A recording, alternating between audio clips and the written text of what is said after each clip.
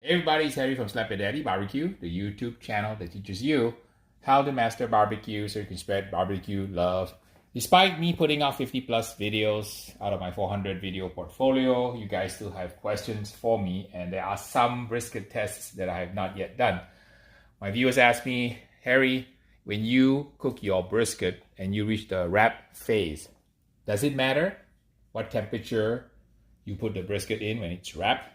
Is it better to go hotter, like 275, 300, or is it better to go kind of around 210, 225? You know, I have cooked a lot of brisket. I have never tried that experiment. So thanks to my viewers, I'm going to try that today. So in this brisket, we're going to cook it, wrap it, do half a brisket at around 275, 300, do the other half at around 210-ish or so. See which one yields a better result. I'm using 2 half briskets, that way it comes from the same animal. Hopefully that is a better control than trying to cook with 2 separate briskets in this episode.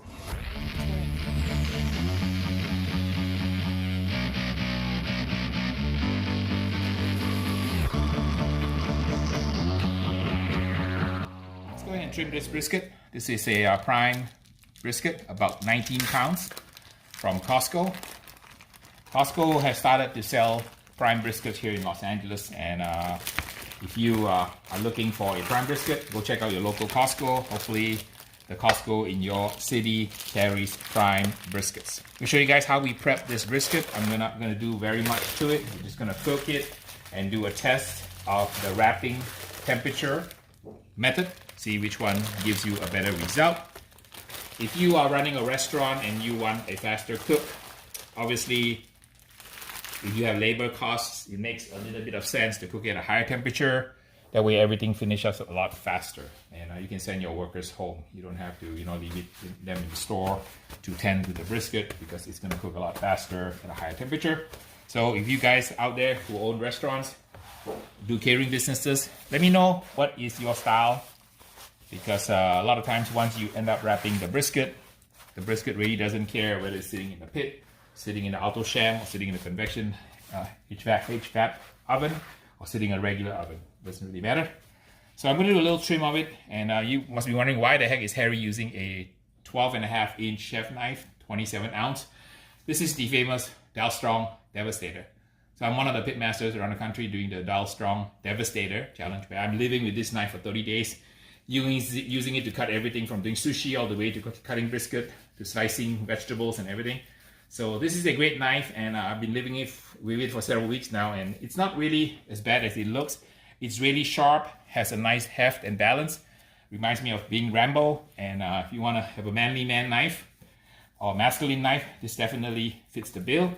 Super sharp, great for doing pretty much everything, including whacking chickens and dispatching your enemies. So this is a great knife to use.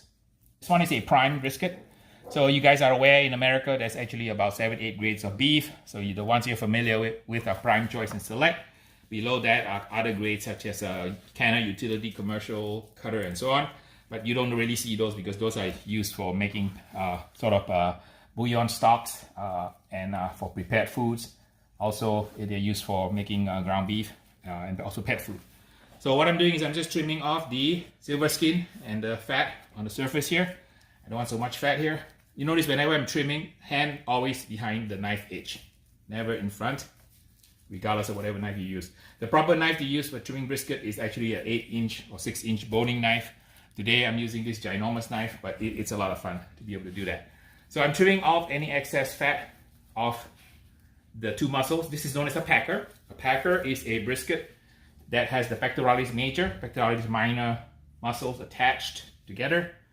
And these packers come anywhere from a low of maybe 8 pounds, 7 pounds, all the way to about 20 plus pounds. Harry likes big briskets, he cannot lie. So I'm a competitor, so I like big briskets in the 16 to 20 pound range. Those are fine, because the briskets have a thicker muscle on the flat. So when you slice it for your competition box, like for example, if you do KCBS competition, you like to turn in slices. Also, you turn in the burn ends, which are the point. In Texas, if you're doing IBCA, the IBCA requires only the slices. No point is allowed. So different rules. for the different sanctioning bodies. For those of you who are competitors watching this episode, watch my videos where I show you a lot of black belt tips on how to win a contest. I've trained a lot of teams. Many of my students are all grand champion pitmasters. Okay, trimming a little bit of the fat here. I'm gonna leave some of the fat cap on because this is not really gonna be a competition brisket. It's gonna be cut in half, sacrificed to do a test. See, look at what I do for you guys here. All right, trim some excess fat here, and the marbling is absolutely superb. You can see here the camera how good this marbling is. So this is really a nice looking prime grade brisket. And then the way you remember it is, always remember Harry taught you PCS. PCS stands for prime, choice, and select. Now a lot of you ask me what you do with all this leftover fat here. You can put it in the oven, put it in the pit, put some heat to it, and all this fat will render into a oil called beef tallow. If you ever had French fries in a fast food place, a lot of times they use beef tallow. And you can also make this into soap. You can also grind the fat into your hamburgers, or when you make sausages. A little bit of beef fat goes a long way. If you're cooking like venison and any kind of lean kind of game meat, a lot of people add some of this fat to it. And the trick is to pick the soft fat. Like this one is soft, right? So don't pick the pieces like this piece is hard. Don't pick the hard pieces as a tip. Pick the soft fat, and that will really help bring some extra moisture to your sausages. Like you can apply some injection on your brisket, and since I have some left over, I'm going to use it. I have a video that I did a shootout on 6 of the commercial injections available in the marketplace, so you can check out that video if you like. I also show you guys how to make a home injection. This one I just made myself from store-bought powder, so you can use any kind of injection you want. This one so happens to be a mix of a couple of commercial ones, but this is optional step, but I like to do that if I'm cooking like the highest possible competition style brisket, which is the test I'm doing now. I'm gonna try to do it a little bit more competition style, and we're testing just the wrap method, the wrap temperature specifically. Okay, ready to go. Let's apply the rub. We use my First Place USA beef rub. Nice even layer until it's opaque. You can go back again, apply another layer. If you also want, you can apply a little bit of beef concentrate. If you're not injecting and the meat is dry, you just apply a little bit of beef concentrate. I have a little bit of consomme here. This is my co-packer soupbase.com. They're based out of Cleveland. If you want to get these kinds of products, which we use in competition, this also helps if you're not going to inject, to supercharge the flavors, adding a little bit of beef base to the meat itself. And this is optional, but you don't have to. But I like to kind of amp up the flavors of my briskets.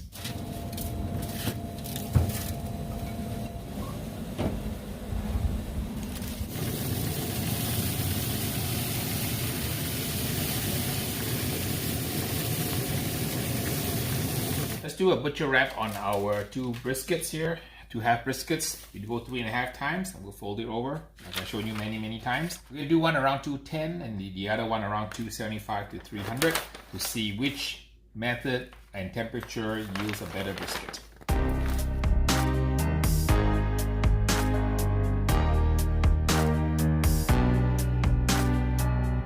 All right, let's put it back into a pit. Let's find a 225 pit and a 275 pit.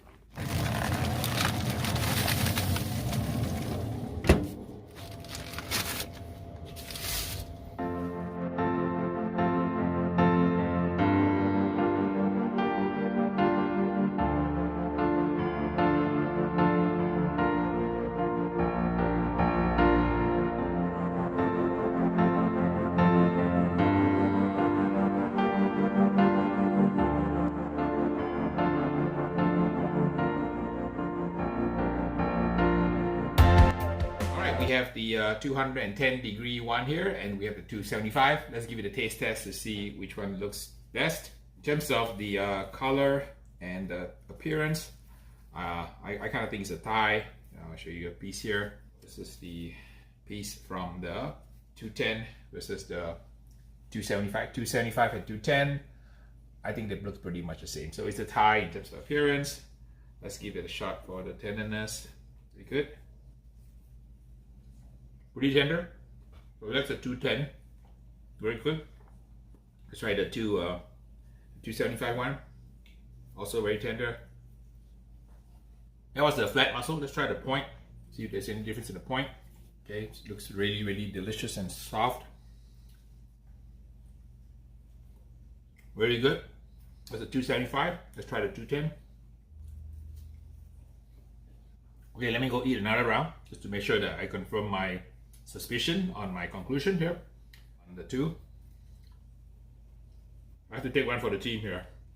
Somebody's got to do this job, and I guess it might be as well be me and Mr. Beans, so you guys out there can reap the benefits of these conclusions, of these experiments. Alright, I think I'm formulating some ideas now about what's the difference when you wrap at 210, 225 versus wrap at 275, 300. There's a distinct difference here. Let me finish taking my second bite so I can give you an objective review. So for those of you who don't want to listen to the explanation, let me give the conclusion. 275, better. Wrap at 275, and I'll tell you why. Appearance-wise, both briskets look the same, so it's a tie. Flavor-wise, both are the same. Now, what is interesting is that there is a difference in the texture of the meat on the 275.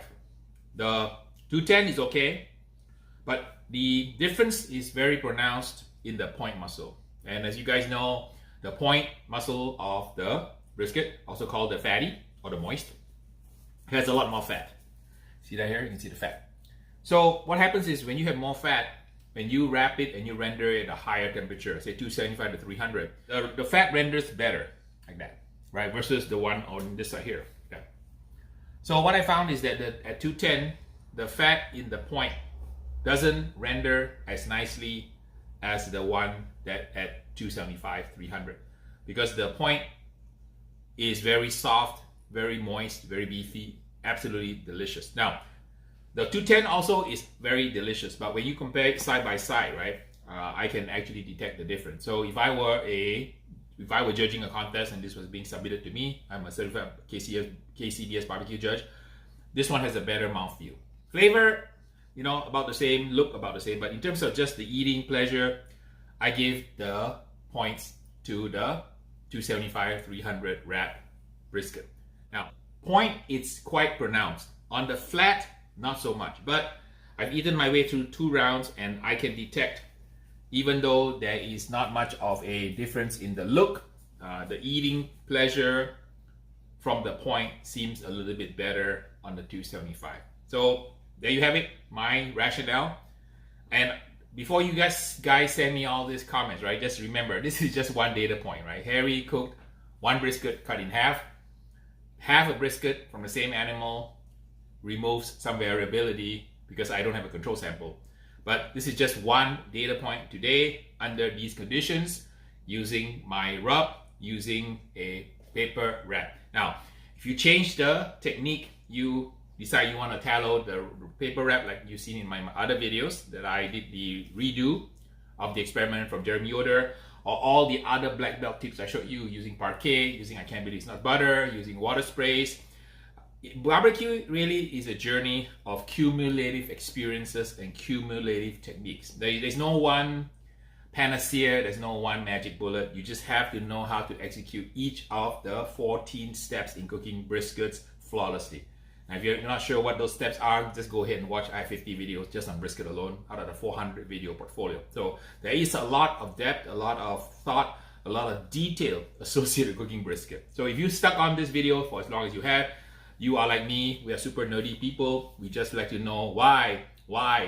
We just don't want to know how and what to cook. We want to know why it creates a better result. So in today's experiment, 275, 300 degree wrap beats out the 210 wrap. So Mr. Beans is getting very impatient. He's saying, Harry, stop talking and feed me. So let's go feed Mr. Beans and see what he says. Mr. Beans is getting ready, so let's see what he says. Just you guys be my judges. Okay, so here's the 210 and here's the 275 and here's the 210 and 275. So I'm gonna keep it in one frame and one shot so that one continuous shot you can see which one Mr. Beans eats. So everybody pay attention where the shell game is, okay? Watch your eyes on where it is.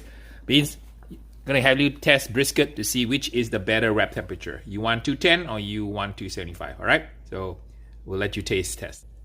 Oh, he went for the 210. Okay, now he's eating the 275. So he started with the 210 brisket. He went to the 275 brisket. He went back to the 210. And now he's going to eat the 275. Okay, so Mr. Beans picked 210, 275, 210, 275. So I'm not sure how to make sense out of that. So if you guys have ideas on how Mr. Beans judged, is it the first bite that matters or is it the sequence of bites? So leave me some comments in the description below here. So thanks for stopping by, checking out this episode. It was a fun cook, trying to figure out things that I've done all my contest life. I've always cooked my brisket around 275 because it seems to work the best for me on my Weber Smokey Mountains. I only bring one to a contest nowadays, so it seems to work. So I guess now I validated for my own edification, thanks to my viewers, that 275, 300 works well in the wrap phase. Your mileage will vary, so please don't send me hate mail saying that I'm wrong, because this is just one data point. I would like you guys to collect your own data points and then let me know what the results are. Thanks for stopping by, watching my episode. Please like and subscribe and share. If you guys like extra content, I have a lot of content on Patreon.